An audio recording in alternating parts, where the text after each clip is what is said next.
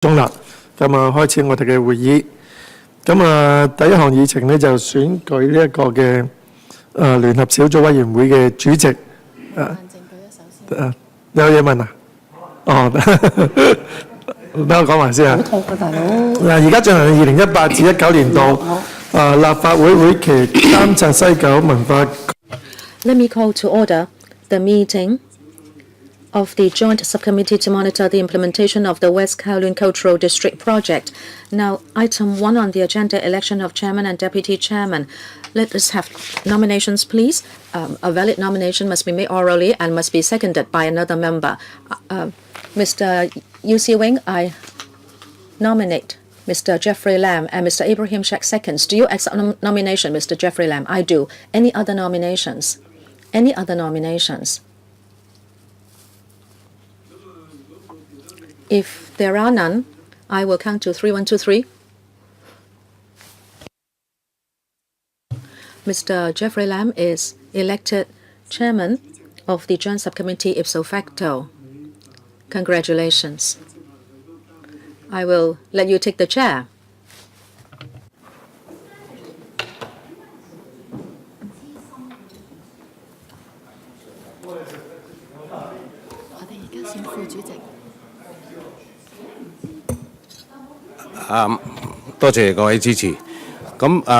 Thank you for your support. Let's ask you whether we need a deputy chairman. Okay, so you think we need a deputy chairman? I can see some hands. Now let us conduct an election of the deputy chairman for the Joint Subcommittee to monitor the implementation of the West Kowloon Cultural District project. A valid nomination must be made orally and must be seconded by another member, at least. Now I invite nominations. Ms. Claudia Mo. Mr. Tony Chair. It was my turn first. No, I was told by the clerk. I am reading from the script. The clerk told me Mr. Tony Chair was the first one. But Mr. Tony Chair is giving you the first place. I nominate Dr. Helena Wong, but he cannot come to the meeting. But she told me definitely that she would accept nomination. Any seconder? Mr. Ray Chan. Through Ms. Claudia Mo, Dr. Helena Wong registers her acceptance of nomination as deputy chairman. Any other nomination? Mr. Tony Chair. I nominate Mr. Jimmy Ng. Any seconder? Mr. Abraham Shek. Mr. Jimmy Ng, do you accept nomination? I do. Any other nominations? If not,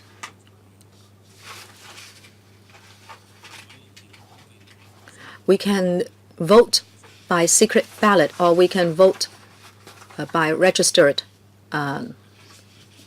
names. What do you prefer? Secret ballot. So first of all, Dr. Helena Wong. Okay, I will have to distribute the ballot papers.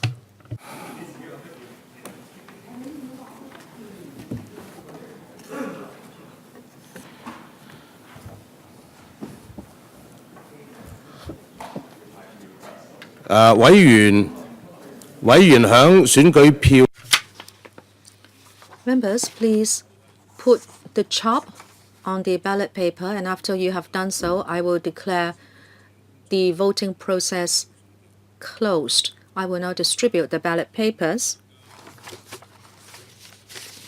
When you have chopped on the ballot paper, all members who have been given a ballot paper have to put the ballot paper personally into the ballot box. Before you do so, please do not leave your seat. According to House rules, every elector or every candidate will be given a number according to the order in which they have been nominated.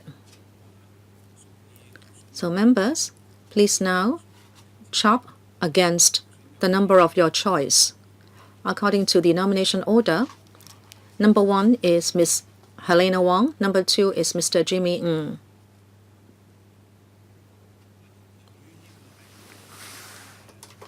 Since this is a secret ballot, please do not show your ballot paper to other people.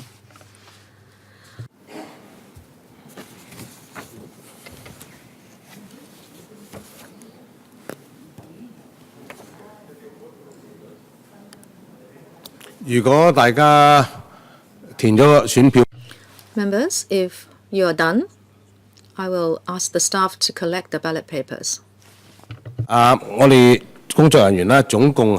We have distributed a total of 12 ballot papers.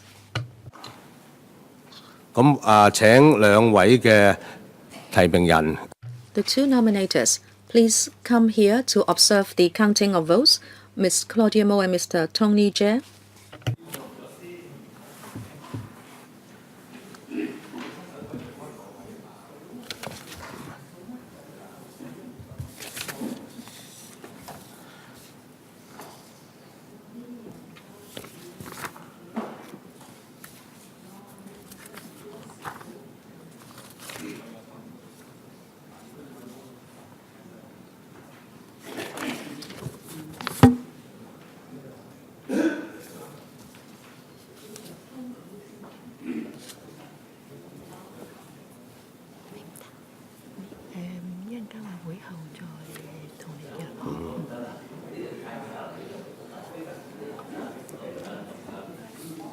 請兩位提名人 The 2 nominators, Ms. Claudia Mo and Mr. Tony Jie, please come forward to observe the counting of votes.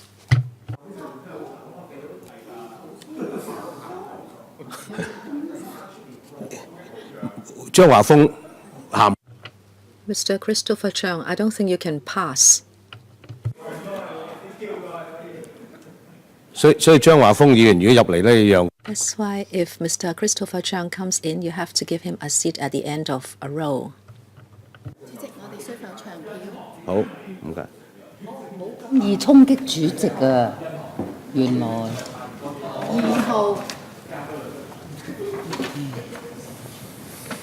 2號 Number 2.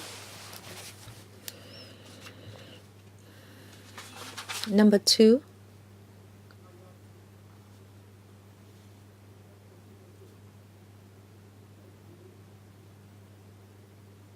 Please wait.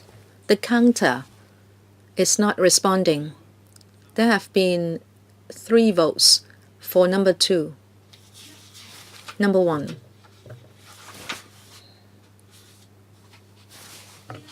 Number 1.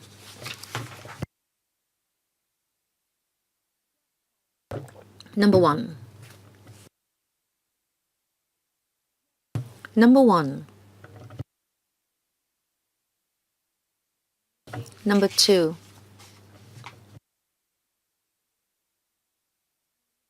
Number 2. Number 2. Number 2.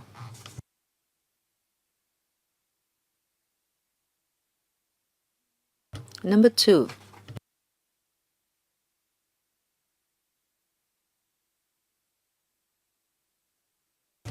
We distributed 12 ballot papers. We also collected 12 ballot papers.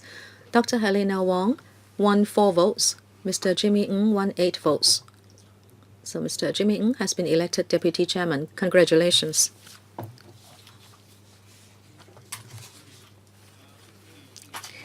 Okay, thank you. Item 2 on the agenda. The clerk has already tabled the reserved slots for January to June next year.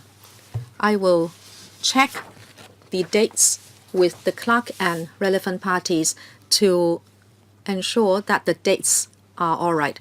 But then the reserved dates and time slots have been distributed to you, and you are free to comment on them. I will cross-check with different parties, and then I will write to you to confirm the meeting dates, all right? Next.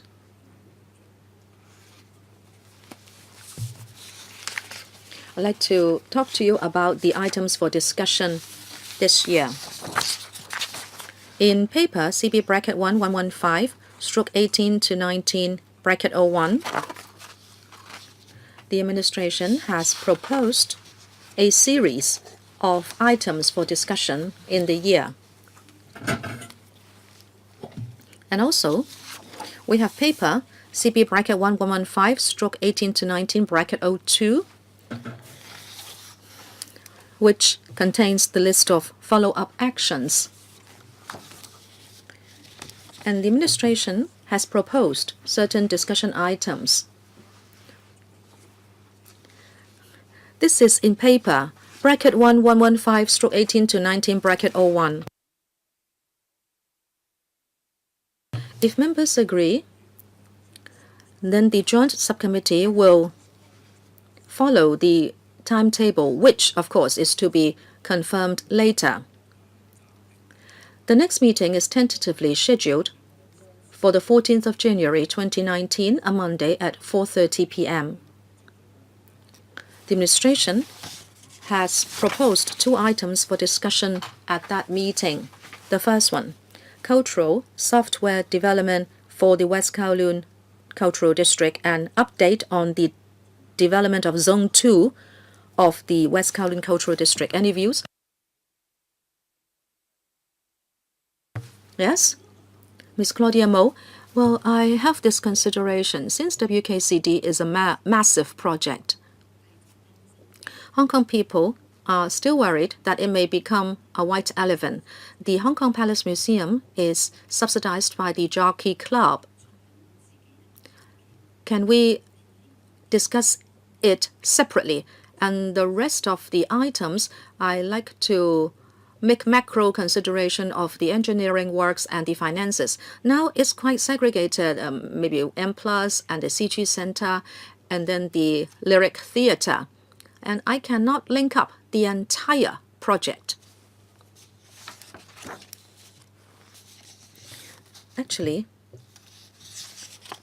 these two items do include the Palace Museum item. As for finances, I thank you, Ms. Mo, for raising this. And in fact, we have already assigned a date for discussing this, and that will be in April.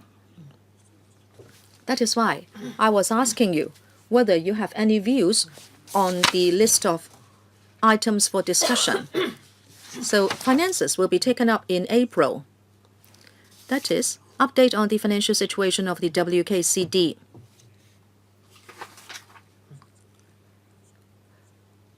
And if you'd like to ask for any details from the authority, please feel free to do so. Mr. Roy Kwong. Chairman, I'd like to relate the public's concern. We understand there has been a financial scandal, let's say. Listening to you, Chairman, you said this would be discussed in April. I think it may be too late and things might have progressed too much. Can we have more information before that? Because the public are rather concerned about this. And that is the future direction and also the finances of the entire cultural district. Can we take that in January or even before? Can we have some information disclosed to us? Well, I've heard you, Mr. Kwong. After the meeting, I will talk to the WKCD authority to see whether we can advance this item. Mr. Abraham Sheikh. I also think that April may be a bit too late. And at this subcommittee, it is very important for us to monitor the financial situation. Well, this is our first meeting, but for our next meeting, maybe they can show us a paper on the financial situation. When are they coming here for funding? I think April may be too late. Thank you, Mr. Abraham Sheikh. Yes, your remarks are very clear. And just now, when I answered Mr. Kong, I've already said this. That is, after this meeting, I'll immediately talk to the management of WKCDA and try to find out when they can come to us to report on their financial situation. Yes, but can you ask them to provide us with the paper first so that we would know what the present financial position is? We can discuss it in January. It doesn't matter, but I want some papers in front of me so that we can follow up. Thank you for your views. Any other questions or comments? If not, we'll move on to the next agenda item, updates on the progress of the West Kowloon Cultural District development. Let's invite the relevant government officials and WKCD representatives to come in. You have the name list already. Do you want me to read it out? No?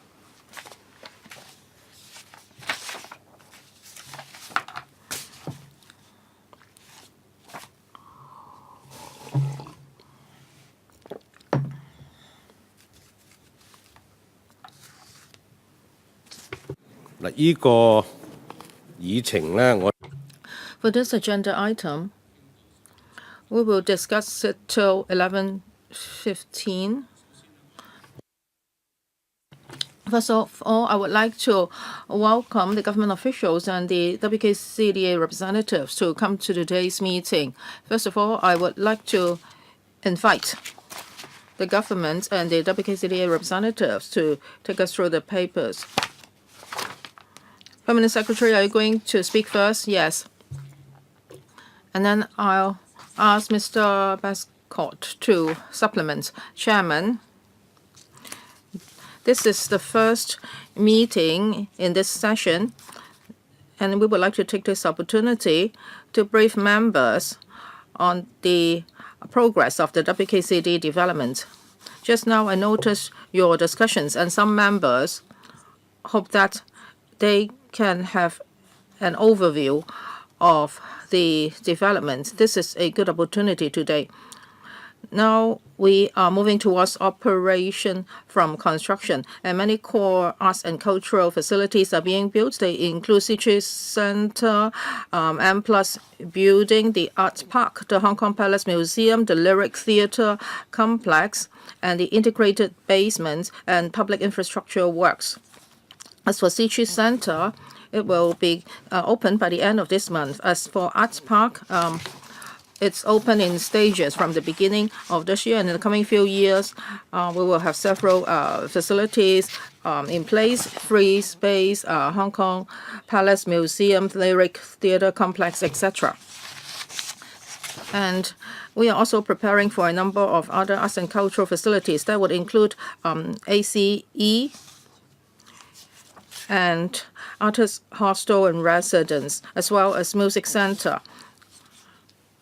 When WKCD starts to operate, we believe that a lot of opportunities will be brought to Hong Kong people, in particular young people.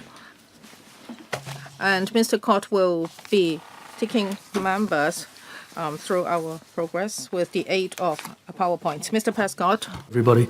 A couple of things, just to echo what the Permanent Secretary has just said. This presentation is intended to give members an overview of the situation. We will, of course, be coming back with more details to be able to discuss individual projects subsequently. And indeed, the second paper today deals with the CQ Centre in more detail. I'd also like to pick up on a question about our financial situation. I'm happy to provide our annual report, which provides the latest information on our financial situation. And I think we've already tabled it in LegCo, but we'll make sure you get a copy of that. Obviously, that is the latest position that we have. So that's probably the best reference for members at this stage. I will be asking Jeremy to take us through the presentation in a second, dealing with all of those facilities that we are currently working on. We won't at this stage be focusing on the upcoming facilities, but I do want to emphasize that we're not stopping at what we've got. There's a lot more to come. And that that forward-looking approach is really where we're coming from now. But I do want to add a couple of final points, particularly invitations. We would like to invite members to visit the site, as we do every year at about this time.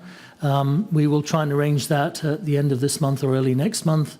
And I also want to extend an invitation to all members to the opening of the CQ Centre on the 20th of January, and we will be forwarding invitations to you in due course. So please put that date into your diary, because, of course, tickets are very, very hard to get, and we've reserved some for you. So but with that, I'll pass that on to Jeremy, and he'll take us through the presentation. Thank you. Yep. Well, thank you for the invitation.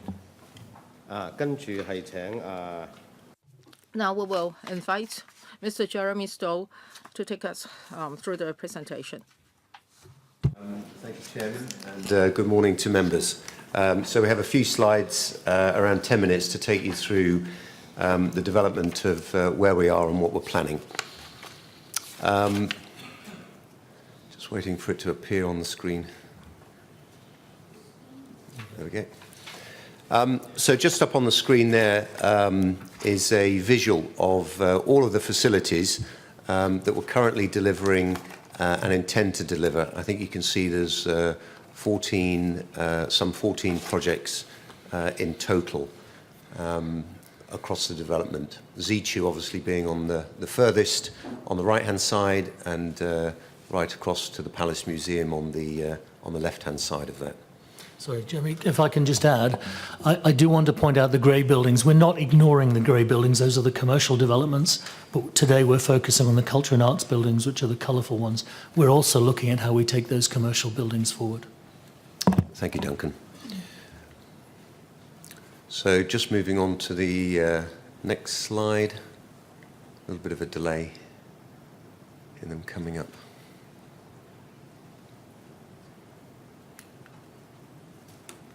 Frozen, isn't it?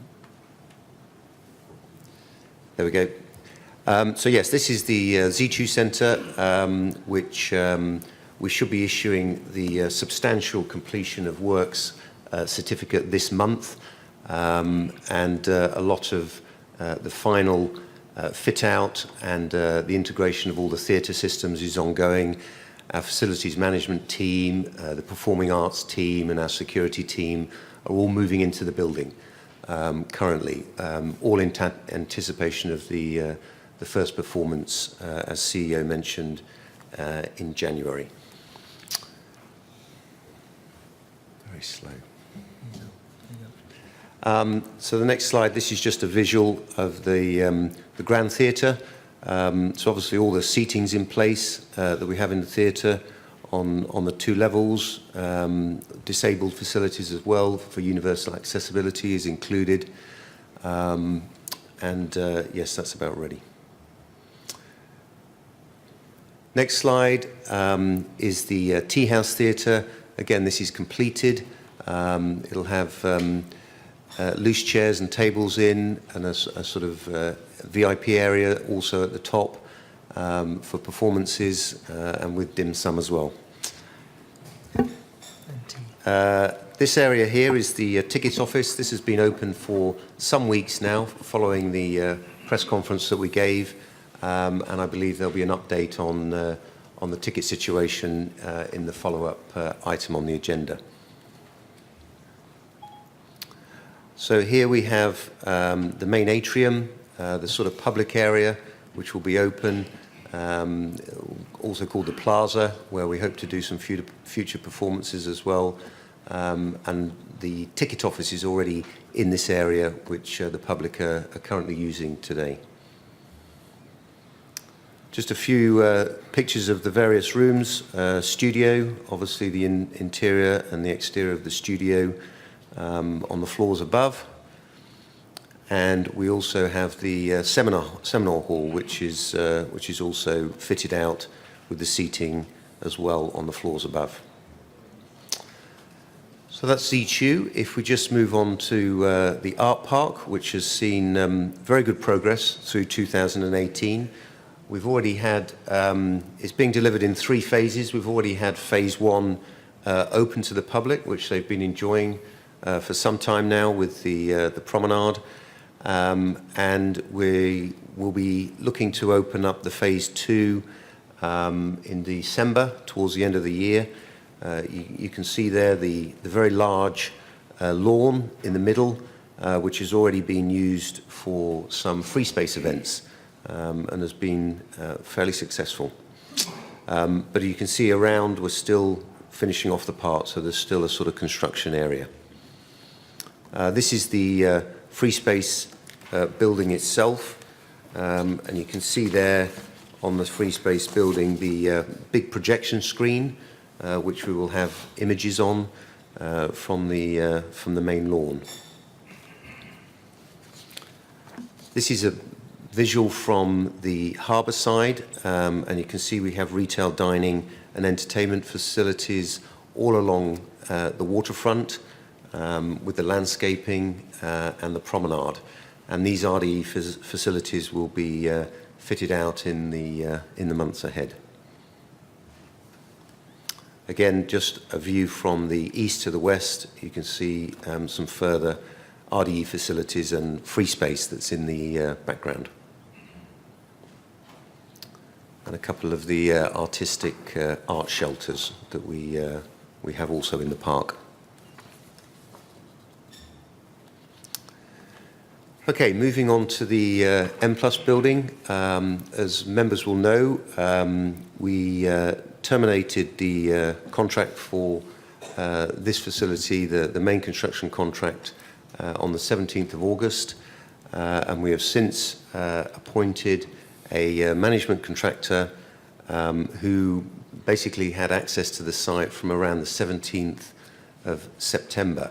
So we've been on site around 6 weeks, and I can report that good progress has been made on this project. We actually have just a little bit more workers back onto site than we had when we terminated on the 17th. So we're almost back to full strength, but with the program going forward and with our endeavours to deliver the building and open it by the end of 2020, obviously there'll be a lot to do in 2019. But we're pleased to say a lot of the subcontractors have been novated over that were previously working on the project, and hence we're moving forward. So just a couple of views there. That's from the south side. You can see the facade, which is going on the tower. And you can see there on the tower that we're just very close to the topping out of that tower, which should happen by the end of November. Similarly, this is a view from the north. Again, you can see the facade halfway up the tower there. The main podium deck as a structure is almost complete, and we will now push forward with the cladding to the podium deck, which again closes the building up. Moving on to the Lyric Theatre. The Lyric Theatre is split into, it's the Lyric Theatre and the extended basement. It's split into 2 works contracts. One is to do the excavation of all the basement below, and the second contract is to build the superstructure of the Lyric itself. And I'm pleased to say that we've made good progress with both those contracts. This is the contract currently on site, which is excavating all the basement, the integrated basement below the Lyric Theatre. This is one of the government-funded contracts. And you can see there the strutting that's going on. All of the spoil is disposed of by barge to reclamation sites. Just a couple of further pictures of the excavation and lateral supports. So the Lyric Theatre itself, we've completed all of the design, and it's been tendered out, and we're just in the final process of awarding that contract to a preferred main contractor, and this should start on around the 19th, 20th of November. This is an image from inside, looking out towards the harbour, the sort of staircase leading to the balcony area. This is designed by UN Studios and ADRG. And you can see there the view towards the stage from the main auditorium. That is the view from the stage itself, looking out towards the auditorium. So you can see there the design. And we also have two other theatres. This is a three-theatre facility. We have the medium theatre, and you can see there the foyer, a view towards the auditorium in the medium theatre. 600 seat. And then the small studio theatre, which is also in this facility, 200 odd seats. Okay, final few slides. We're on to the Palace Museum, and you can see the overall progress here. The site that is in the middle of the screen. The foundations are almost completed, and we're just about to start on some of the excavation and lateral support around the site. You can see here an aerial picture, and the main works, which has been out to tender for some months, is due to return in the next few weeks for award in the sort of second quarter of 2019. And that's a digital rendering of the architectural form of the building. Final couple of slides. PIW, the Public Infrastructure Works. We have three packages. One is the Hall Road and the utilities, which go around our site. We also have the subway at Austin, at Ziju Centre, and obviously the Artist Square Bridge. So package one is almost completed. It'll be finished in the next 1 to 2 months. Package two, which is the connection with Austin Road West Station, started on site a few months ago, and that will provide a link through to the Ziju Centre to be finished in 2020. Finally, the temporary pavilion, which was a young person's architectural competition that we had, which was quite public.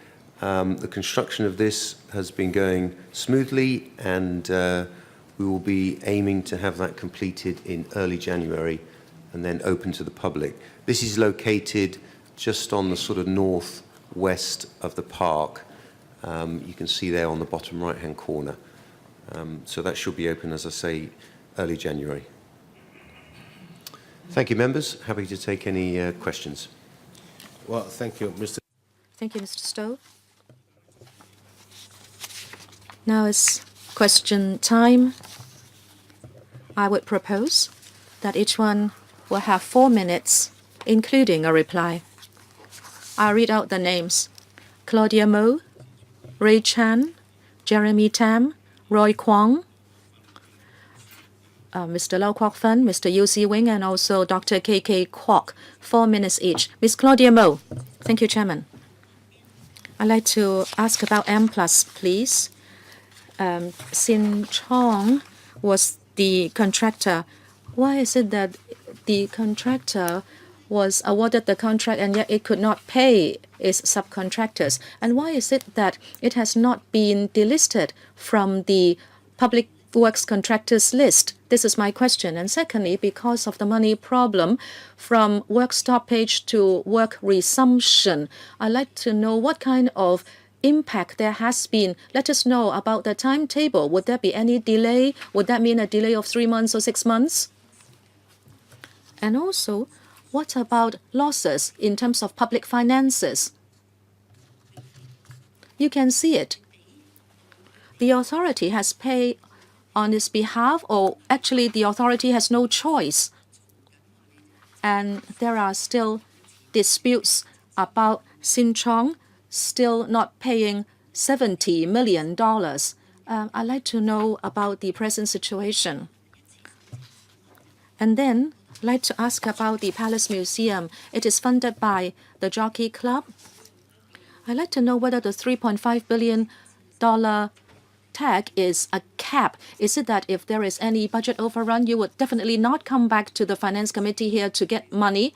Because I understand the Jockey Club's funds, in fact, to me, are part of the public funds because the Jockey Club is also doing a lot of charity work.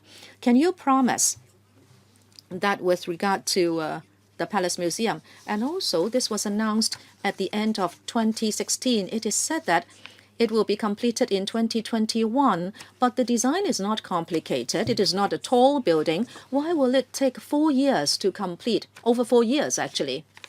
Please comment on that.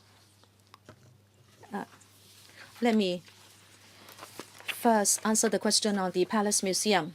Sorry, I'd like to have an answer on M+, please, because that was the order of my questions. Well, certainly, if Ms. Claudia Mo wants that, can I defer to the CEDD and also the HAB to answer the question on Sin Chong? Thank you, Chairman. On Sin Chong and M+, the Development Bureau actually had been closely monitoring the financial situation of Sin Chong. Members would understand that with regard to To Kwa Wan Station of Sha Tin Central Link, Sin Chong was already suspended in its qualification to tender for works, and that would be for 4 months starting from the 8th of October. From what I understand, the Development Bureau is still closely monitoring the financial situation of Sin Chong.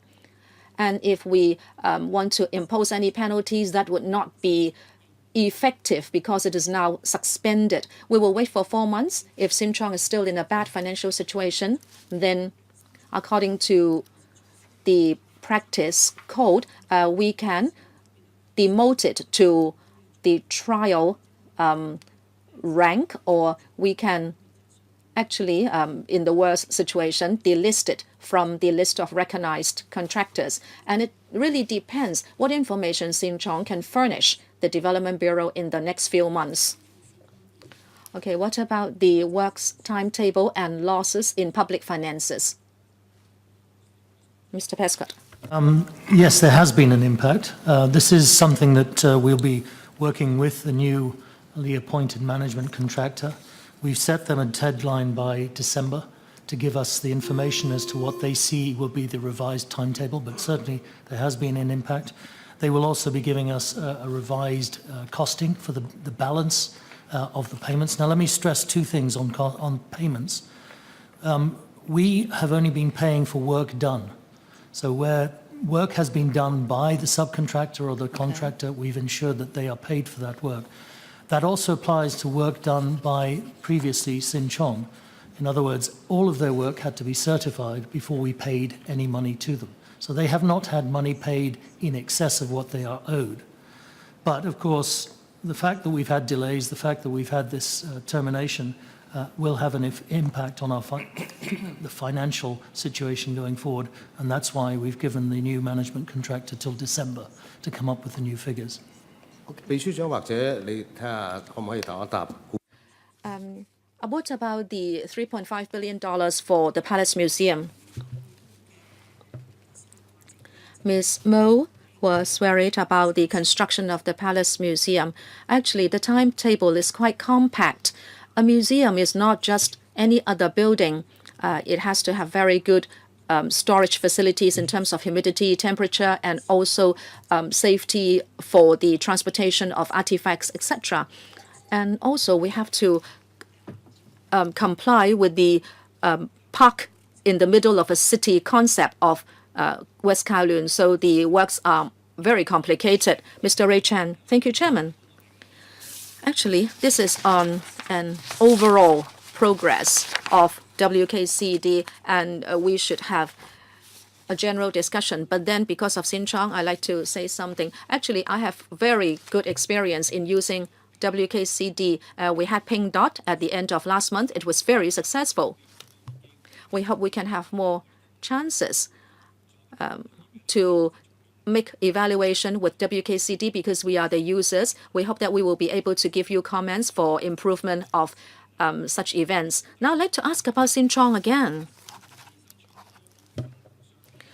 With regard to subcontractors and also the money owed, I'd like to know the impact. Just now, Mr. Prescott said only works completed would be paid for by WKCDA. I'd like to ask about the principle. Why is it that some contractors still have to wait for payment by Sin Chong, but others have been paid by WKCDA? I'd like to know the logic behind this difference.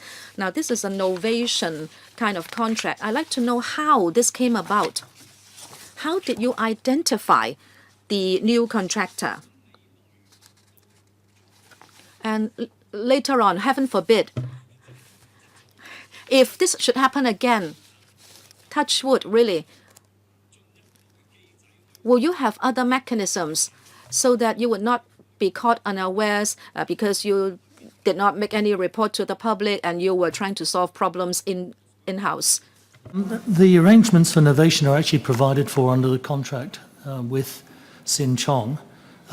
They provide for essentially a tripartite arrangement. In other words, when a subcontractor is identified to be essential for the completion of the project, we would approach the subcontractor, offer them a novation. If they agree, we then approach Sin Chong and ask them to sign off the rights that they had previously under their contract.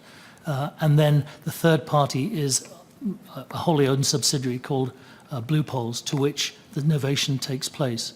Thereafter, the responsibilities fall to Blue Poles to pay for the continuing liability under the contracts. The issue in terms of choices as to who should be chosen and who is not, that's a matter that is between the management contractor, the contract administrator, and of course my team.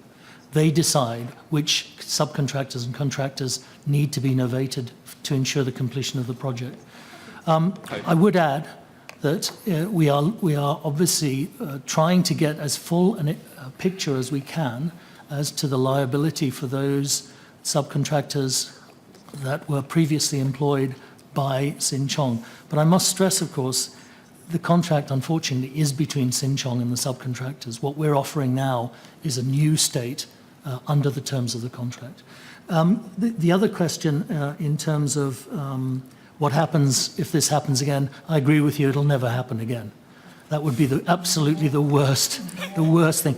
Apparently, I'm told by my team, this has only ever happened once before in Hong Kong, so we've been very, very unlucky. Having said that, I can tell you that we have, of course, instituted even stronger financial checks on all of our contractors going forward. We do that now through a third-party investigation to try and ensure that the company is solvent throughout. But frankly, in this case, the situation between when we appointed them as our main contractor and when they obviously fell into insolvency was a matter of years. And you can't anticipate that sort of situation, but we do our best to try and investigate. Chairman, I think he did not answer my question completely. It is such that the contracts are between Sin Chong and the subcontractors. So under what situation will you pay the subcontractors? Is it that they would tell you about the money owed because this is a dispute between the main contractor and subcontractors? Just now, it is about a relationship between main contractor and subcontractors. But Ms. Prescott, can you please comment further?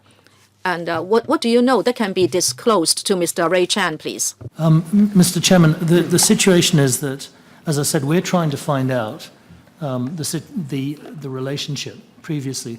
I'm told that there were something like 500 subcontractors and service providers employed by Sin Chong for this contract. That's a huge number that have to be identified, their work identified and certified by the contract administrator, etc. So that process does take time.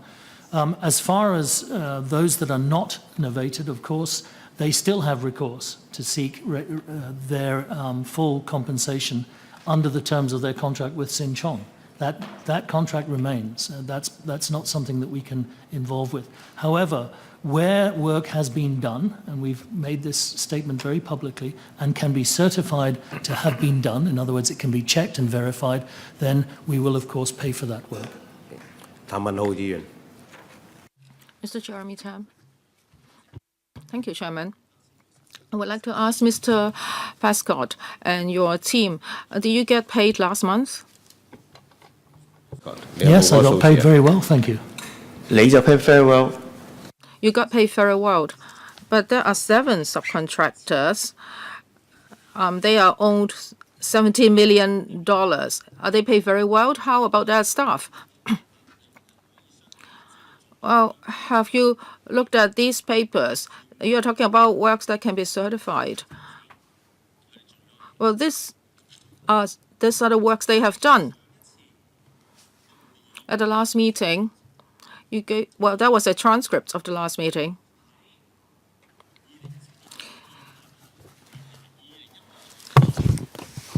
On the 8th of December 2017 and on the 5th of January 2018, there were 2 FC meetings. And I asked you whether the staff have been paid, and your answer was like this. You said? As far as our checking is concerned, all the workers are being paid on time. I can also confirm that as far as our checking is concerned, the contractors that are working on our site currently have the resources to continue their work. 跟住就又再講 And then you continue to say, that's another meeting, you said. are going to the workers. I, in fact, subsequently checked after the meeting to make sure that those payments were going to the workers through the contractor and subcontractors. And I can confirm that those payments are being made on a monthly basis. Then what is this? 7,000幾萬 $70 million. 7 contractors. Since February 2017, you started to pay the subcontractors directly. So how come these people didn't receive any payment? So, Mr. Pascott, are you lying to us again here?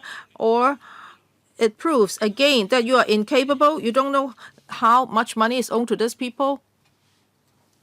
Thank you, Mr. Chairman. Couple of things.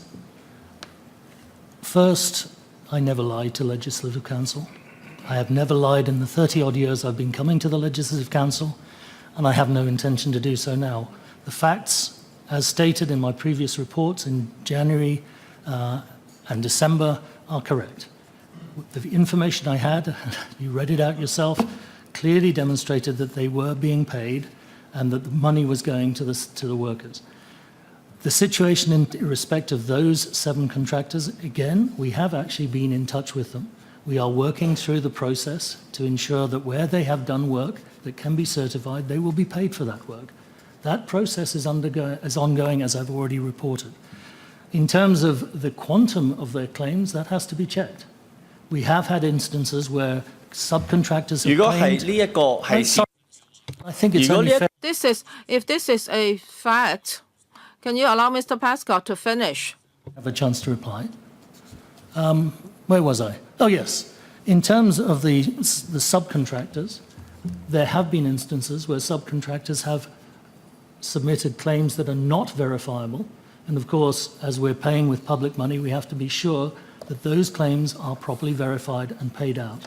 But I can assure you, these subcontractors, the 7 that you've identified, plus I think we've got 60-odd that we're still dealing with, they will be resolved in due course in a fair manner. 好，你而家 Now you are saying that you will resolve these issues and you will talk to them. However, for the other contractors, they have been intimidated by you. They say that, well, you get the money and then you sign this paper and that's it. Now, I would like to ask the government officials, is this a dereliction of duty on the part of Prescott? Thank you. Well, in the construction industry, when a developer hires a contractor and the contractor will look for subcontractors, but the WKCDA will have to monitor whether payment has been made. And he said that he has checked that. He has looked at the receipts. So how come there is a shortage of $70 million? Can you allow the Secretary to answer first? Just now, Mr. Pascal said that if there are documents and invoices, they have to check them, and then if they're valid, they will be paid. So it's a time gap. Later on, maybe we can look at it. Please allow the Permanent Secretary to answer the question. Now, this is a big contract, and over 500 subcontractors are involved. This is quite rare. And for WKCDA, from February this year, it's been paying some subcontractors directly. This is a very important part about the M+ construction. Now, for the contractor, he might have identified subcontractors, and WKCDA may not know all the subcontractors, and WKCDA has chosen to pay the subcontractors directly. But not all the subcontractors, just part of the subcontractors. And this is not a usual thing in the construction industry. I'm not saying that they are postponing their payments, but that during the negotiations, they find out the amounts gradually. So they have to check all the bills before they can make a decision as to whether WKCDA has done the things that you accuse them of. Mr. Pascal says that they are still checking the bills. So have you checked, or you just believe what they tell you? Well, the HAB and the government have a dual relationship with the WKCDA. In 2008, the WKCDA was established as an independent statutory body, so it's a legal entity. We are the policy bureau. We monitor them, but we do not micromanage them. Of course, the Secretary for Home Affairs and the Secretary for Development, as well as the SFST, they are members of the WKCDA board. For the information provided by the WKCDA, we always discuss such information with them. We communicate with different levels of their staff. We seek clarification from them. So on the whole, our liaison with the WKCDA is very close. Mr. Kwong, no, this is a mess. So we have to deal with the consequences. Now we see that the WKCDA cannot shirk its responsibility. We understand that Sinchon is in huge financial problems. Well, can WKCDA tell us this? When did you know Sinchon had a financial problem? From the press, I knew that it was in 1916. So up to now, what have you done? Well, do you know how much money you owe other parties? The announcement that triggered our action was made by Sinchon to the stock exchange on May 18th, where they indicated that they had defaulted on the payment of a $300 million bond, which triggered a further default on a further, I think it was $150 million bond. That clearly, and we've reported all this in our previous paper, which was submitted to this joint subcommittee in August, was indicative of the fact that they were no longer solvent. Having said that, we were concerned about their situation prior to that, and again, as we indicated in our previous paper to members, we took action to pay some of the key subcontractors directly from the middle of 2017. Something like February, March of 2017. That was, as we again have already explained, intended to ensure that the subcontractors had confidence that they would be paid for work done. And that approach has, I think, ensured that the project kept going. But there comes a point where you can no longer carry a main contractor, and that was the situation that we identified following that May 18th date. 點解喺關鍵嘅時間冇去選？ How come at a critical time you didn't choose to explain to the public? So it seems that it was suddenly disclosed, and we suddenly discovered that the contractor had a financial problem and about 500 subcontractors were not paid properly. So WKCDA, you are the big boss. Do you know how much money you owe other parties? And also, you knew this in 2016. Is this the fact? Mr. Chairman, as I say, we started this process in 2017. In fact, the information about Sin Chong's financial difficulties was public knowledge. They had been making various statements to the stock exchange all the way through 17 and early 18. So it's not for us. Let me stress this. It is not for us to make statements regarding the financial situation of a publicly traded company. We simply cannot do that. Otherwise, we fall foul of the stock exchange rules. However, of course, we must take steps to protect the interests of the authority, and that is what we did. 但係而家我哋面對係一個公帑。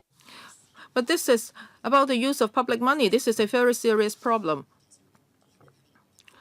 I still haven't had the answer. That is, do you know how much money you owe other parties? And I want to ask another question. Now, for the whole WKCD project, what's the cost overrun amount? Well, let him answer your questions. And if you speak for so long, then they cannot answer. Mr. Prescott, can you answer his questions? The question, as I understand it, is how much do we owe?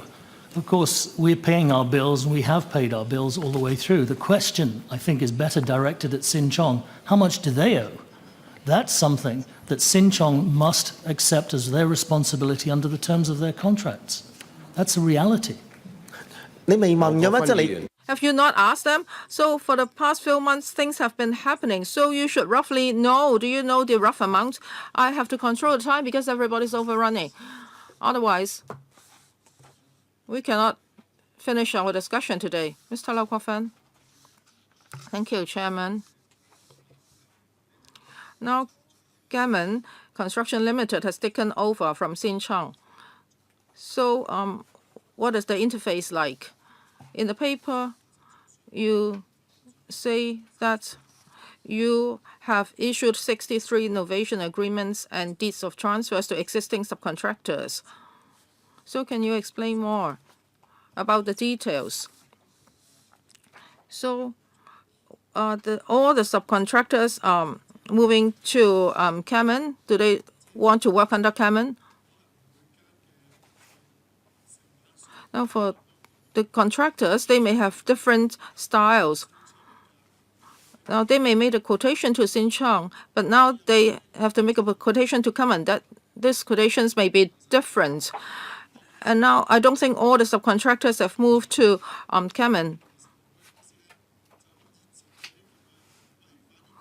And initially, I've heard that Cameron has been urging the subcontractors to go over to them, but when the task 90% finished, it became lazy. So, well, if the subcontractors want to leave, can they still get paid? I understand that some of the subcontractors have signed a contract with a subsidiary of Sin Chong, and you ask them to find lawyers.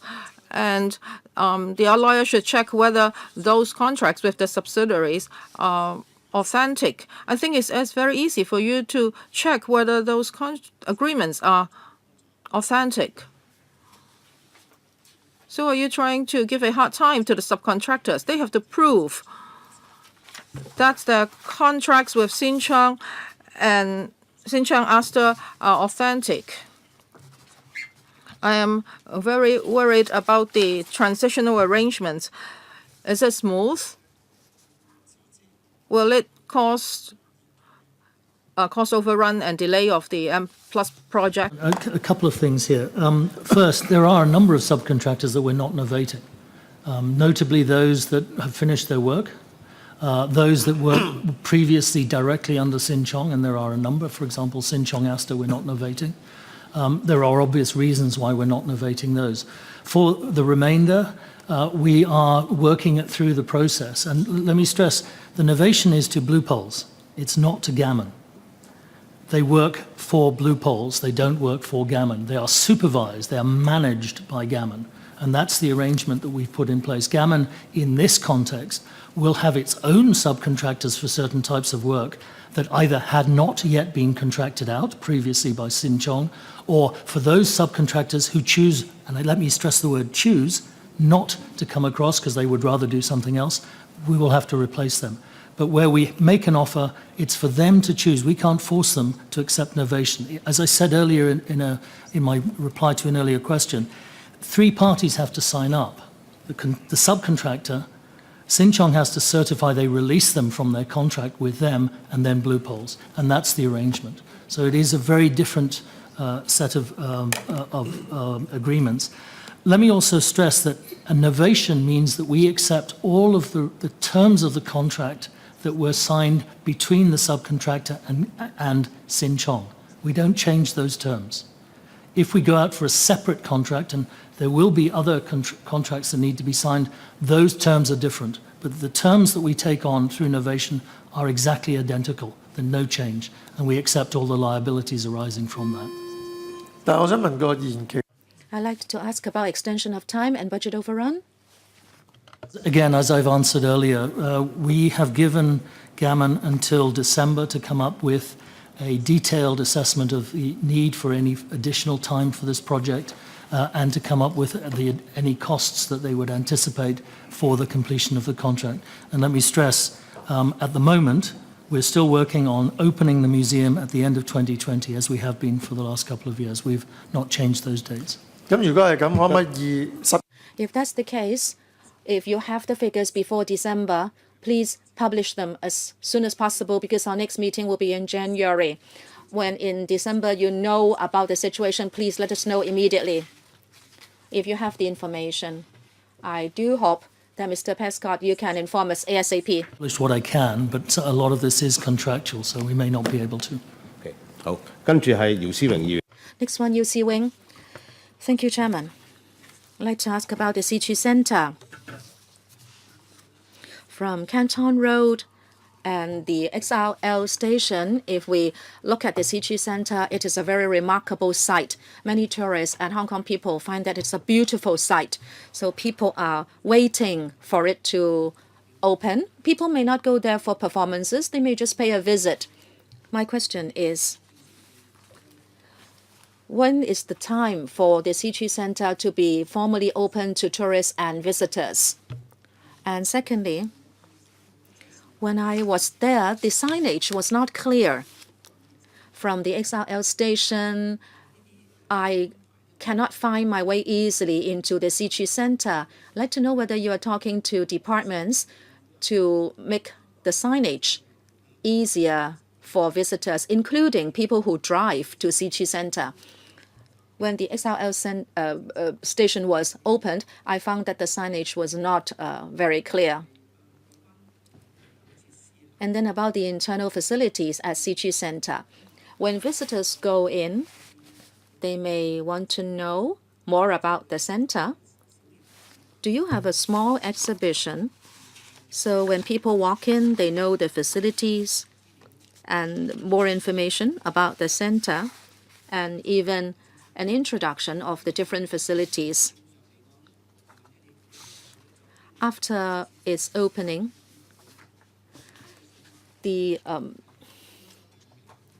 should not be any catering facilities around it yet, but do you have like kiosks or catering facilities within the center? So people who watch performances or other visitors can have their needs satisfied? Thank you, Mr. Chairman. Thank you for your question. Sichu Centre will open on the 20th of January. That's already been announced. However, there will be a soft opening, as we're calling it, from the end of December, where we will invite people to come in to help us to finalize that last push to get the centre ready. Already, as we indicated on the presentation, The atrium is more or less completed, and people are already visiting and can visit the ticket office. But we're really not encouraging them to do so because there is still work going on, and certainly in certain areas we still require everybody on the site to wear hard hats. So it's restricted access at the moment, but by the end of December I would expect us to be able to open more of the facilities for public visitors. In terms of the signage, yes, in fact we are talking to highways and to MTR. That is something that we're working on at the moment, and we hope to improve with support from government. And I have to say CEDD have been very, very good on this, giving us some advice, so I want to say thank you. In terms of providing information about the facilities, we intend to host guided tours that can be booked online preferably, but also in the site, so that we will escort people through the centre. They'll have a chance to go behind the stage, behind the curtains to see what happens, as well as into the tea house, the main theatre, seminar rooms, and we will also be using that as an opportunity to explain a little bit more about the different art forms that will take place on the site. Finally, you asked about catering facilities. There are a number of catering facilities from a restaurant, Cha Cha and Tang, coffee shops. All of those will be opening again between December and January, February of next year. So by the time we open, catering will be available in the site. If visitors take photographs outside the center, do you have space for people to stand around and take pictures of the outlook of the center? I believe the area around has been upgraded and landscaped. The landscaping is now open. We don't restrict access to that. There will be wonderful opportunities in the site for photos, particularly in the atrium. I think it's a spectacular space. And indeed, we have been taking a series of photographs ourselves to document the progress on the site. And we've identified a number of locations in and around the site which give very good views of the C2 Centre. So yes, I believe there should be enough opportunity for people to take photographs inside and in the vicinity of the site. Well, we have overrun. I'll draw a line here. There will not be a second round. I still have 2 members, including myself 3. It's now the turn for Mr. K.K. Kwok. Thank you, Chairman. Starting from the very beginning, the WKC has been alive. 10 years ago, you asked for $21.6 billion, and the administration said at that time that for sure there would not be any budget overrun, but it has overrun by 100% and more. And we are giving them the RDE facilities. As you know, WKCD has become so big, it is difficult to complete it, and you are actually getting your own people for the jobs. As you know, the CEO is a retired civil servant. But what is most embarrassing is that after Sin Chong, you have now a new contractor. And just now I heard Mr. Prescott say, well, if you have some sense of shame, you should not be treating these subcontractors this way. Let me look at the chronology. In November 2016, most of the subcontractors who were owed money gave a list of their names to the authority. And secondly, the authority now has Gammon as the main contractor, and the main contractor has its own subcontractors. And now we see the offense, so to speak. In other words, they have done the job and they have paid upfront for the works they have done. And at least we like to pay the 7 subcontractors the $70 million they are owed. And then I heard from subcontractors that actually the authority is acting like a triad society. If you are owed $30 million, you said, why don't you just accept $3 million and that's it? And the subcontractors know that will not do. And then secondly, you said, okay, I'll give you a little more, up to $5.8 million, and then you can sign a secret agreement with me. Then that will be the end of the matter. I will not ask Mr. Prescott because I don't think he will tell the truth. But I like to ask the permanent secretary. This is a major project of the government. You have been saying that you have to be open and fair and just to everybody. But now at least 7 subcontractors have been owed $70 million by the government. Actually, this was known in November 2016. But the authority has been delaying payment. And I think you have engaged rather unusual ways to negotiate with the subcontractors. What is your view of this chaotic situation? Are you satisfied with the authority and Mr. Prescott's performance so far? If not, you are duty-bound to supervise the authority that it should be fair and just to these subcontractors. Otherwise, the government would become the biggest unscrupulous businessman. Everybody has been dragged into this, but then you are finally responsible. P.S. Thank you for the question and thank you for showing concern towards the WKCD project. I agree that this is a very important project for Hong Kong. Remember, in 2008, you approved $21.6 million, but then the design has been very different now. Starting from planning for and the design. Sorry, P.S., we don't have time. Well, yes, okay.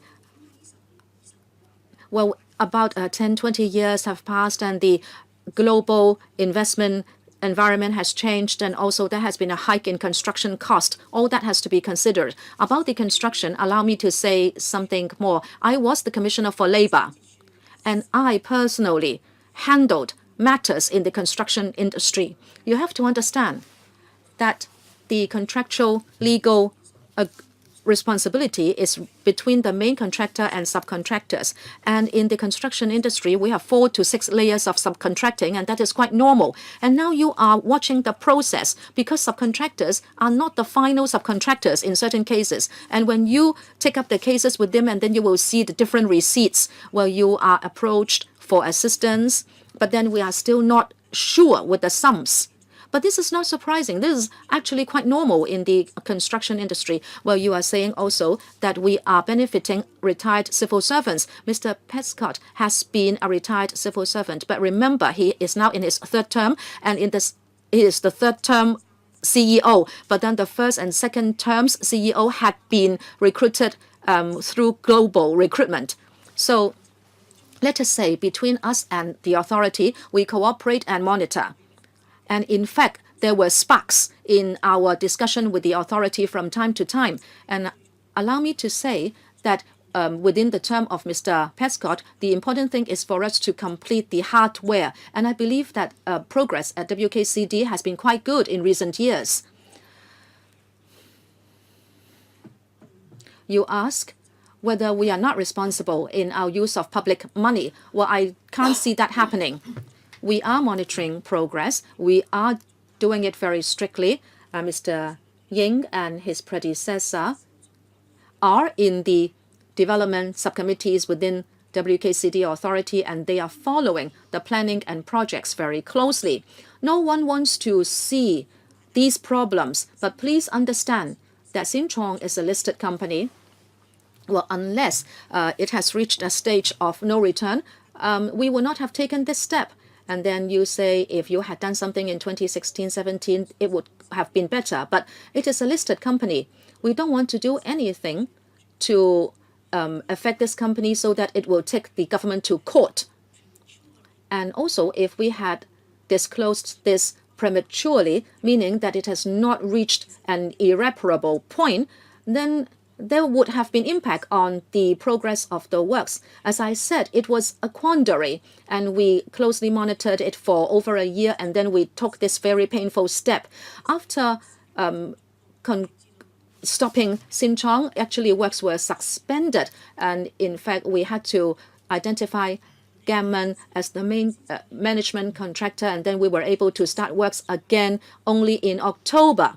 So I hope you will understand that in the interim, it was a very difficult decision because it would have an impact on progress. I hope you understand this. From the angle of the government and even the angle of the authority, we would have no motive to see such difficulties for the WKCD project? Mr. Abraham Sheikh. Well, Dr. K.K. Kok talked about the 21.6 billion. At that time, Electrical had conducted a survey, a study itself, and it found that amount was not adequate, was not enough. And just now, the PS said that this is quite commonly seen in the construction industry. That is about subcontracting. And there are usually two envelopes. The first envelope is about the technical ability. At that time, it was pretty good, but the other envelope is about the lower speed. So the lowest bidder would get it. I think you should review it. It's not just about your bureau.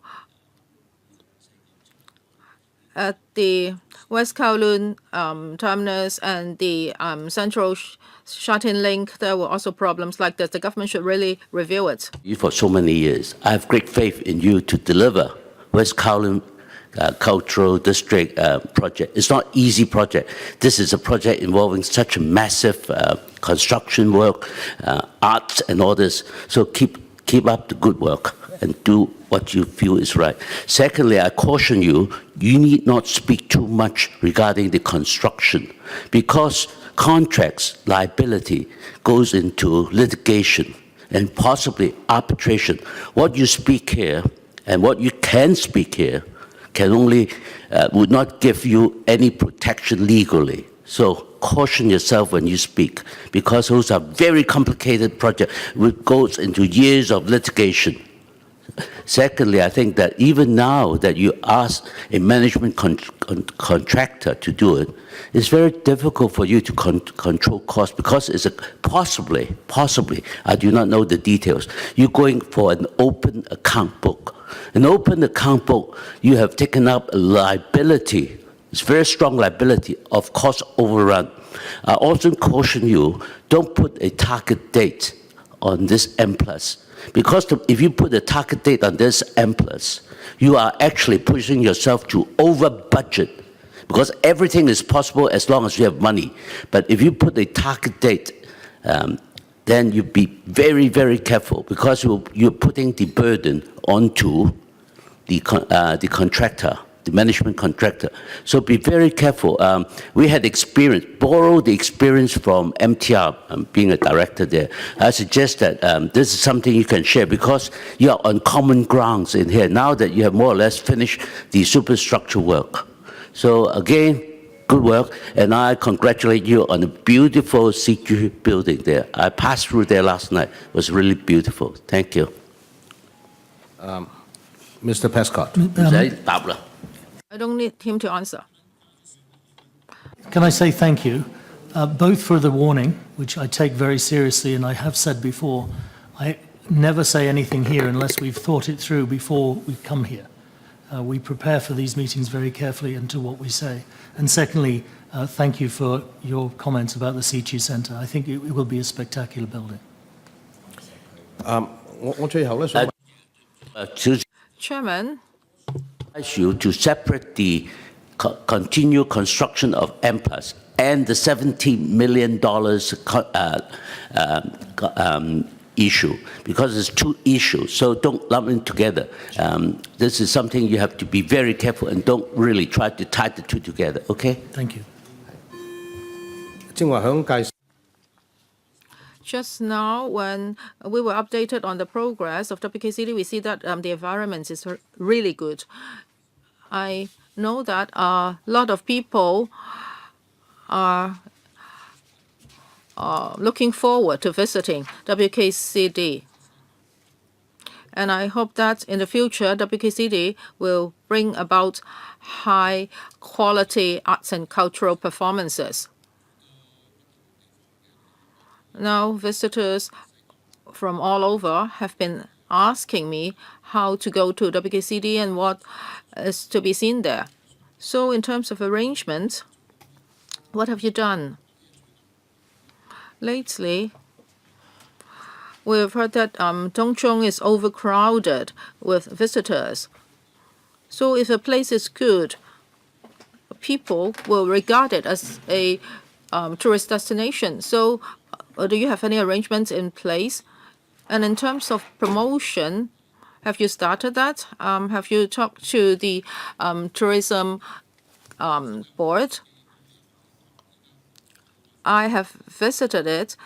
Now some parts have already been opened. For example, the surrounding area of the city center, but a lot of people don't know how to go there.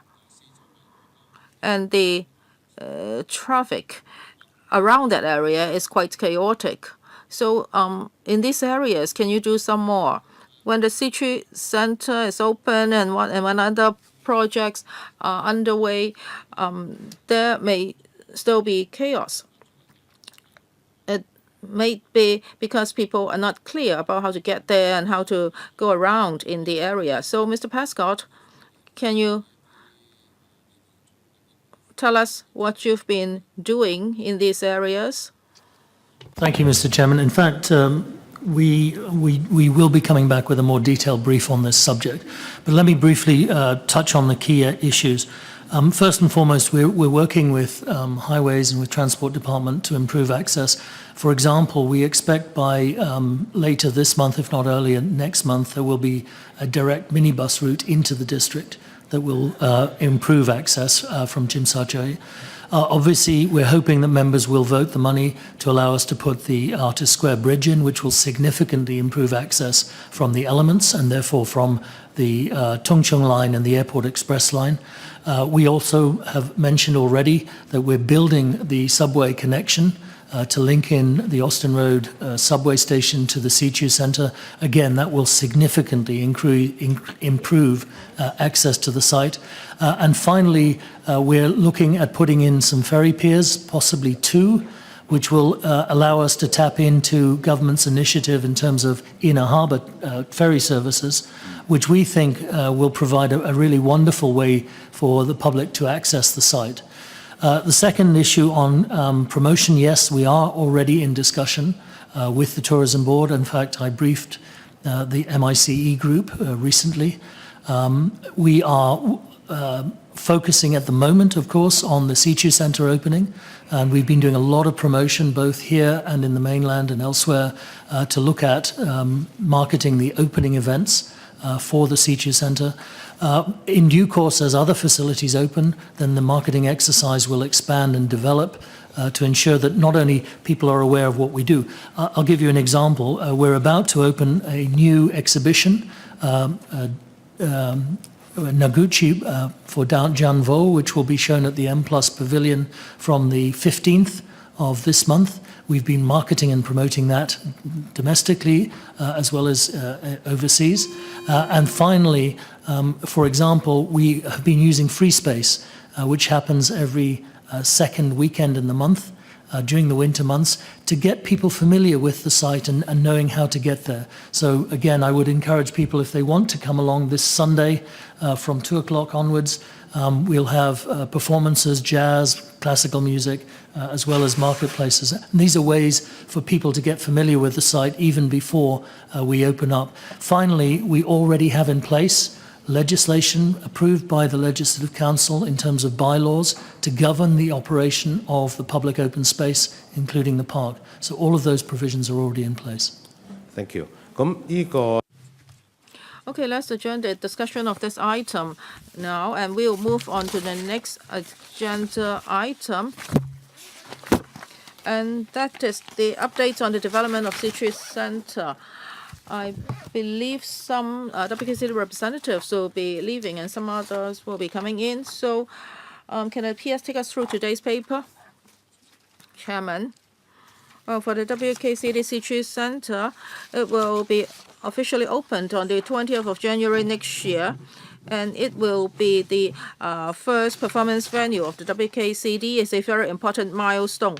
So with the commissioning of the Sichu Centre, we believe that it can help to nurture young talents and it can promote this art form. So for WKCDA, it has made a series of arrangements concerning programming. For example, there will be the opening performance of the reincarnation of Red Plum and the Spring Festival Showcase by the Hong Kong Cantonese Opera Chamber of Commerce. And also there will be performances by the Plum Blossom Award Art Troupe of the Chinese Theatre Association. And also guided tours will be arranged. On the 30th of December this year, the Chinese Artists Association of Hong Kong will be responsible for a stage dedication ceremony, and the Prime Minister of 6 states will be staged. Now we will have a PowerPoint presentation. Is Mr. Prescott going to take us through that, Louis? Thank you, Chairman. I'll start now. Updates members on the latest development of Sichu Center. Other than me, we have Ms. Naomi Chung here and Mr. Kingsley Jayasekera. So I'll speak for a while, and then later on, Kingsley will be talking about ticketing and opening. On your table, you already have a booklet of our opening programs. Details concerning the opening programs are set out within. On the 30th of December, we will have a stage dedication day, and then we will arrange for an opening season. As for the hiring service, it started in May this year. People can inquire about our hiring service, and up to now, we have received over 20 bookings, and actually 20 bookings have been confirmed for 2019. Members ask us when the public can come in. Now, on the 30th of December, we will have a dedication day, and then we will open gradually, and also we will have an open day. When it comes to ticketing, later on, my colleague will be telling you more. And then on the 20th of January, we'll have our official opening. And after that, Sichu Center will be completely open. In February, during the Chinese New Year, there will be a series of Cantonese opera performances. In March, we have invited the Plum Blossom Award Art Troupe to come to perform. The performances would include Chin Chu, Kun Chu, Ye Chu, and Ping Chu. So this is about the opening season. There will be free programs, and there will also be programs set at different ticket prices. So students, visitors, fans can all enjoy at our Sichu Center. And even for people who just come to take photos, come to drink tea, there will be facilities for them. And also we are working with the Hong Kong Film Archive. A special screening series will be presented as part of the opening program, showcasing some of the most iconic Sichu films produced over the past 80 years. And we also will have guided tours, talks, workshops, and a special school program. All this information can be found in the booklet and our website. As Mr. Prescott said just now, we are now discussing with the tourism industry, and we are also liaising with schools and TDC. So we're trying to promote to different people, including exhibitors and performers. So a lot of being discussed. And now I'll hand over the floor to Kingsley, my colleague, so that he can tell you more about our ticketing. Because, well, in the past year, ticketing has been a big problem in Hong Kong. So after careful consideration, we are now launching special ticketing arrangements. Kingsley, please. Thank you very much. Just a little bit of an update on the ticketing. The first stage in the ticketing for the West Kowloon Cultural District was that we opened the ballot for the tickets for the reincarnation of Red Plum. Took place between the 16th and 28th of October. We chose ballot because we believed it was the fairest way to give as many people as possible access to the tickets, and it's been very successful. We had 28,000 people enter the ballot. And encouragingly, we had 95% of those people register for tickets online. The vast majority of people tickets were from Hong Kong, but we also had registrations from the mainland, Macau, Taiwan, Singapore, USA, and the UK. Next slide. Next slide. Next one.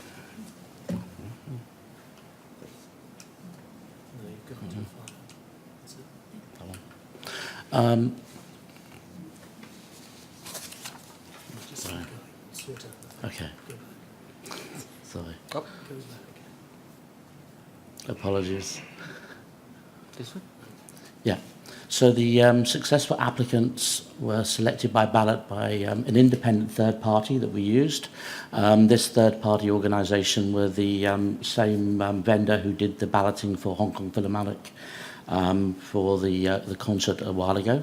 And we've now been contacting all the people who were successful. We have over 5,500 tickets across 9 performances that are available for public sale. And the next stage will be those successful applicants will be able to buy tickets from 10th to the 18th of November using a one-time passcode. And they can buy them online, by phone, or in person with no transaction fee.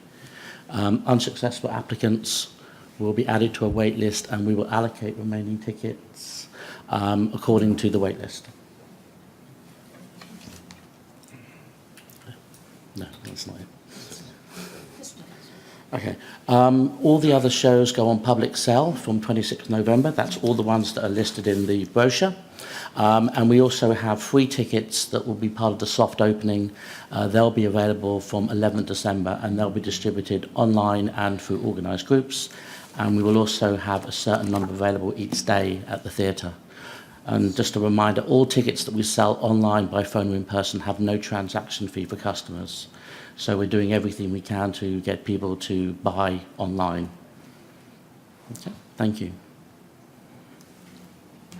Okay. Okay, that's our introduction. We welcome questions. Those who are in the queue, Ray Chan, Claudia Mo, and Mr. Tony Chair.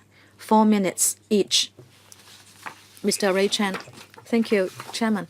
I'd like to thank your invitation to the opening ceremony. Actually, I thought I would pay for a ticket in order to show my support. You said that there were 28,000 people registered, and I also registered, but I failed. Miss Tanya Chan got a chance, and she said that she would bring me. This is only about the right to buy tickets, and we can buy 4 tickets each. Now, there are 28,000 who have registered. How many would be successful? And also, you are featuring the Red Plum reincarnation. Now, what about the hosting organization? Have you reserved any tickets for them, and are there any for internal subscription? What is the principle behind having tickets for internal subscription? And also, is it that it depends on the popularity of the program so that you plan for ticketing arrangements each time? I don't think you are going to repeat this process for every other performance in the future. I think the design has nothing to do with ticket scalping. I think you are just trying to avoid the crashing of the entire system on a particular day, and you are trying to avoid people criticizing you, and you have planned for this so that people will buy tickets in an orderly manner. But talking about ticket scalping, well, this right to buy tickets, you talk about a one-off code for buying tickets. In fact, that can be transferred. If I can get the code, I will be able to buy the tickets online. And you are not asking for real name registration. If it is a real name registration, people need an authorization in order to pass the authorization to another person. But now if it is just a code, people will be able to get the code and buy the tickets online. And if I gather a big group of friends, I can get a bigger chance of winning the right to buy tickets. You will have a headache if you have good business. You will have a headache as well if you have bad business. If your business is good, I will ask you this question. You say you have already confirmed 20 bookings for the next year. Is that very satisfactory for you, or is that just average? I'm not worried about the first 2 seasons. No matter what programming you have, people would nevertheless come and try to experience such a project which has been so costly. It's just like, we go to a trip overseas and we'll sometimes just buy a ticket to watch certain performances. And then you will know the real popularity after the first 2 seasons. If there is a lot of competition, if many people would like to book your venues, would Cantonese opera enjoy any privilege? And how would you assign the time slots? The ticketing, and then I'll pass on to Lewis to answer the question on the programming. The ticketing is a one-off. We know there'll be huge demand. I mean, 28,000 tickets, applications for just 5,000 tickets is a huge proportion. We have to manage that.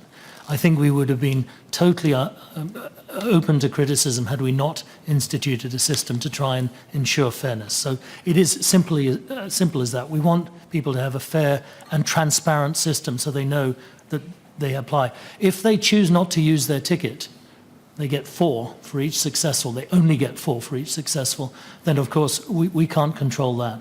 But I would have hoped, but through this mechanism, that it would be end users. And I emphasized that in the press conference that we held when we announced the arrangements, that this was intended for end users. This was not intended for third party to come in and buy up large numbers. And the reality is, for scalpers, they need large numbers to make it sustainable. But by only restricting it to 4, we think it's reasonable. Secondly, in terms of concessionary tickets to the other organisers, yes, of course, there are tickets available for them, which we don't control. They control, but we will be processed through the ticketing system. As far as internal things, in this case, I've insisted that we have the absolute minimum number of internal tickets, and it's less than 10 tickets per show that are reserved only for working staff. No one else can use those tickets. And we do need working staff. We need people who are, for example, there for security reasons, for technical reasons. So we do need a minimum number of tickets. Lewis. Lewis, can you answer the other questions? As Mr. Pescott was saying, the ticketing arrangement this time is one-off. It is just for the opening of the Zichu Center. And with regard to package scene, usually they would stage 20 performances in any program. We know that the demand will be high this time around, and our principle is that we do not want elderly people to have to line up for very long for a ticket. That is why we have given it a lot of consideration, and we have put in place this ticketing mechanism just for the opening. As for internal subscription tickets, 60%, meaning the majority of tickets, are sold openly. The others are for the performing troops. They need certain internal subscription tickets. That is why I can tell you that we have 5,500 tickets, and 60% of the available tickets are sold publicly. The member asked about the bookings and the arrangement. In the first year of opening, we have already confirmed 20 bookings. And we received those before works were completed. I believe once the venue is open, when facilities in the vicinity are also completed, I believe the market response will even be better. And we are very happy, very satisfied with the 20 bookings. Next, Ms. Claudia Mo. Thank you, Chairman. There is one thing that I still cannot put down. The CG Center is a Hong Kong project. It's funded by Hong Kong people. Why do you call it CG Center in English? This is so awkward, especially the pronunciation for QU. Oh, I'm half an English teacher. After Q, there must be U, or else you cannot pronounce it, like question, quest. But here, you use the Q to make the sound of CH. I don't think overseas visitors can grasp this easily, but I believe, well, this is water under the bridge, as even if I have been asking this question for over a number of years. You are even putting it on publications. So, okay, I will leave that. However, even for programming, and if it is called Wu Bak Guai in Cantonese, you call it time to go home. It's quite a beautiful translation. But then, what about Man Sai Lou Feng Zhang Yuk Kiu? I don't know much about Cantonese opera, but I searched it on the internet. I know that it was the most famous show of our legendary artist, Fang Yimfan. It is called Zhan Yu Chao. This is very unacceptable. You should use Cantonese translation instead of having a Putonghua pronunciation for Cantonese opera programming. That is too much. You should use Cantonese sounds to transcribe the English. We need a Hong Kong identity. Louis，你答答。Louis, thank you, Ms. Claudia Mo. Thank you for your view. We are reviewing our different translation methods, but I can share with you something here. Actually, in the last few decades, and even in other territories using Chinese, different systems have been applied to translating Cantonese names into English. And some Cantonese operas have been made into films, and different English terms have been used. Every time we have to make a decision as to how we want to translate a name, and we would look for the same that has been used in different places over a period of time. Therefore, there will still be different arrangements, and we welcome views. But, Chairman, I still can't accept that the most famous show by a Hong Kong legendary artist, Fang Yimfan, should be translated into Putonghua, please. If you want to translate it, use the Cantonese sounds. You gave me a very general question, but then, of course, you have not answered my question. Can it be that in future, if it is Cantonese opera, use Cantonese sounds to translate the English name and not the Putonghua system? Thank you for the view. We'll do that. Well, Cantonese opera is an important part of South China culture. If you can do something to preserve it, and I'm talking about the opera Zhang Yuk Kiu. I know a little about Cantonese opera, and there are historical considerations. Saying in the past, there have been public performances of many shows, and in fact, the translation is there. Well, it will not be understood by Cantonese people. Okay, please consider that seriously. Next, Mr. Tony Jie. Thank you, Chairman. The WKCD project has been with us for a long time, and finally, we have the commissioning of the CG Center. And we welcome it immensely. And at commissioning, it is bound to be very popular. I believe it is right for you to make special arrangements. My question is, if indeed there are programs that are hugely popular, I'd like to ask you about management so that you can prevent ticket scalping. That's number one. Number two, in future, you will allow higher bookings of the city center. I'm sure you have a management system for higher applications, because people will be hiring your venue for performances. Can I briefly be told the major points to note if I like to hire your venues? And as for the higher fees, please let us know the hiring fees. There may be different rentals, I'm sure, but please let me know the details if possible. Mr. Prescott. Mr. Chairman, let me just briefly deal with the first one. Honestly, we're not in the business of being able to deal with the general problem of scalping. We will try our best to ensure that end users get the tickets, but it depends on who controls concession tickets, who controls the distribution, at which we don't control. That's the biggest problem in the ticketing field. My colleague reminded me that, for example, under the registration system, the balloting system, we expect people to turn up in person to get their ticket, to physically receive their ticket, and we can check their ID card that way.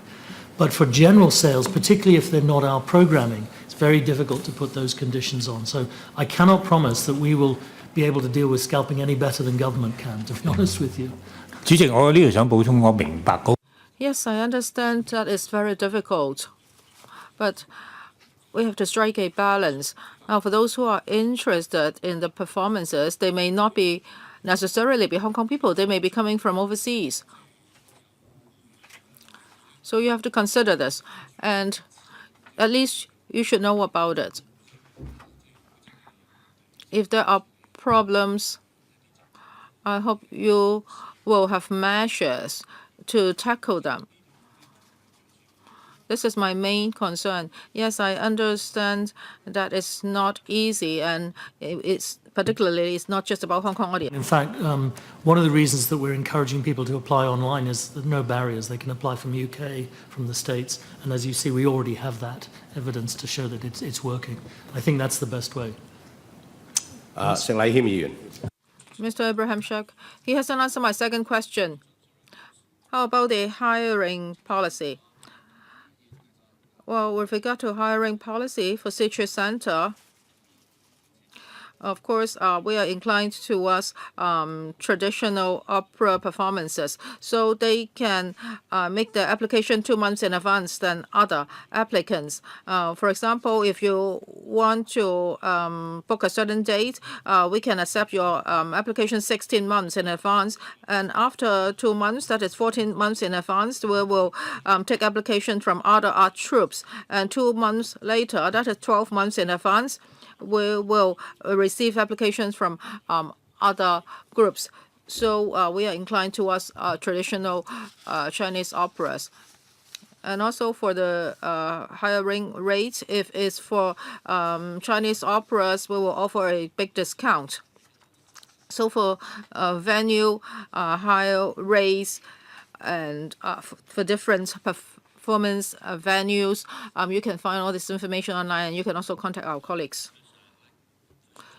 Mr. Abraham Shek. Balloting of the tickets, of your 5,000 tickets. In your presentation, you have actually put on the board there that there are actually there's registration from Singapore, US, other places. I wonder whether you have a system setting a allocation for the overseas participants, because art has no boundary. It's international. So you should set a quota for them. If you put them into the ballot of 28,000, they will be swallowed up. They will never have a chance to come and participate. And I think that is only fair to that. And that's also to promote Hong Kong internationally. That's one point. The second point, that this is one of the nicest buildings in Hong Kong. Complexity in simplicity. A very humble request. The architect died in the job. Find a little corner to commemorate his greatness. Set up a new system for Hong Kong Cultural District. Whoever contribute greatly should be remembered. And the architect was one of the most famous Chinese in Canada. He got the highest Canadian award. He came over Hong Kong to return to his roots and built this building. So I suggest that it's a humble request. Remember him for what he has done for Hong Kong. Okay? Mr. Prescott. I thank the honourable member for that very, very generous suggestion. In fact, we will be doing exactly that. Good. We have already identified a location. In fact, we had his wife here this weekend, and we explained to her exactly what we're doing. And we will be inviting her back to the opening. Good. So we will definitely be doing that. As far as the overseas registration, in this case, honestly, it doesn't really matter whether you're from Hong Kong or from overseas. You had exactly the same chance through the ballot to secure a ticket. But I will look at this for future and working with the Tourism Board to see whether there is indeed a value in having perhaps some of the tickets available specifically for different groups. But that's something we'll look at. Yeah, the major supporter of Chinese opera, Cantonese opera, actually comes from Chinatowns around the world. Yeah. And it would be good to bring them back in. This is something that they have contributed to Hong Kong development of opera and arts. So they should be given some preference. Because if a lot of people just go and visit Sichu, they don't need to attend the operas, Just make sure that end users are those who really appreciate the issues, As a matter of fact, I've seen all the operas that you have put into the booklet, despite the fact that you use 普通话 a way of putting that into the book. But as I tell you, it's really good to see how arts come back alive.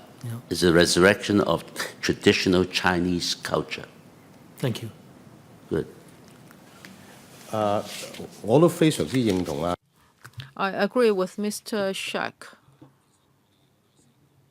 Well, when we visit other countries, we find that some of the foreigners are very interested in traditional Chinese opera, and some of them have great knowledge of them. And when it comes to translation, Cantonese opera is an art form in southern China. So if we use Cantonese pronunciation for translation, I think that would be helpful for promoting our culture. Just now we talk about some historical problems. Well, some are established practices. WKCD is a world-class arts and cultural area. So if something is right, we have to do it. So maybe it's time to look at this and review it. I'm looking forward to the opening of Sichu Center, and I want to enjoy a Sichu performance there. So I would like to thank the government officials and the WKCDA representatives for attending today's meeting. We'll wrap up the discussion of this item. AOB, any other business? So we'll adjourn the meeting now. Thank you.